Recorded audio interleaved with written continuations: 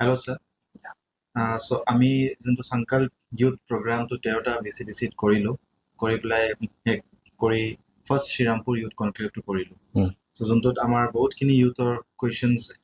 raise হৈছিলে টাইমৰ অভাৱত আমি সবখিনি questions ল'ব পৰা নাছিলো but আমি সবৰ পৰা questions খিনি কালেক্ট কৰিছো যিহেতু আমি প্ৰমিস কৰিছো যে ইহঁতক এটা কি সবৰ ৰিপ্লাই দিয়া হ'ব right so এই কাৰণে মই ফাৰ্ষ্ট কুৱেশ্যনটো ষ্টাৰ্ট কৰো নিশ্চয় so first question to us is will there be any financial help for higher studies or vocational courses like hotel management and cabin crew training so এই question to মানে এজনী ছোৱালীয়ে কৰিছে যে তাই cabin crew হ'ব বিচাৰে কিন্তু মানে তেনেকুৱাকে কিবা courses provide কৰা হ'ব নেকি বা additional কিবা support কৰা হ'ব নেকি বা কিবা financial help কৰা হ'ব নেকি ঠিক আছে যেটো ভোকেশনাল ট্ৰেইনিং কোৰ্সৰ কথাও মেনশন কৰিছে তাই কেবিন ক্ৰুৰ কথাও মেনশন কৰিছে মই যোৱাকালি আমাৰ ইউথ কনক্লেভৰ সময়তে জনাইছিলো যে আমাৰ নেশনাল স্কলাৰশিপ যেটো পোৰ্টেল আছে বিভিন্ন কোৰ্সেছৰ কাৰণে ইনক্লুডিং প্ৰফেশনাল কোৰ্সেছ মানে আমাৰ ভাৰত চৰকাৰে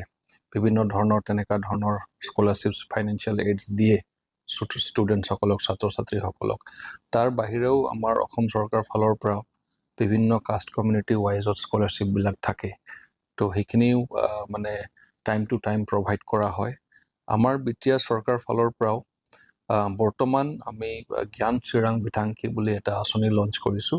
যাৰ জৰিয়তে যদি দুখীয়া পৰিয়ালৰ ছাত্ৰ ছাত্ৰী হয়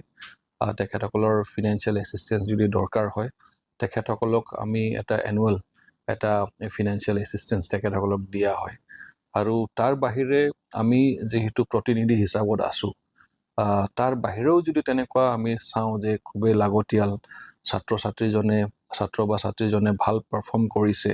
আৰু ভাল ট্ৰেক ৰেকৰ্ড আছে ষ্টাডিত তো পাৰ্সনেলিও আমি তেখেতসকলক সহায় কৰিবলৈ যত্ন কৰোঁ বা প্ৰয়াস চলাওঁ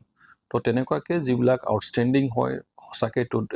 ৰিয়েলি ডেডিকেটেড আৰু কমিটেড তেখেতসকলক আমিও ব্যক্তিগতভাৱে সহায় কৰিবলৈ আমিও হাজু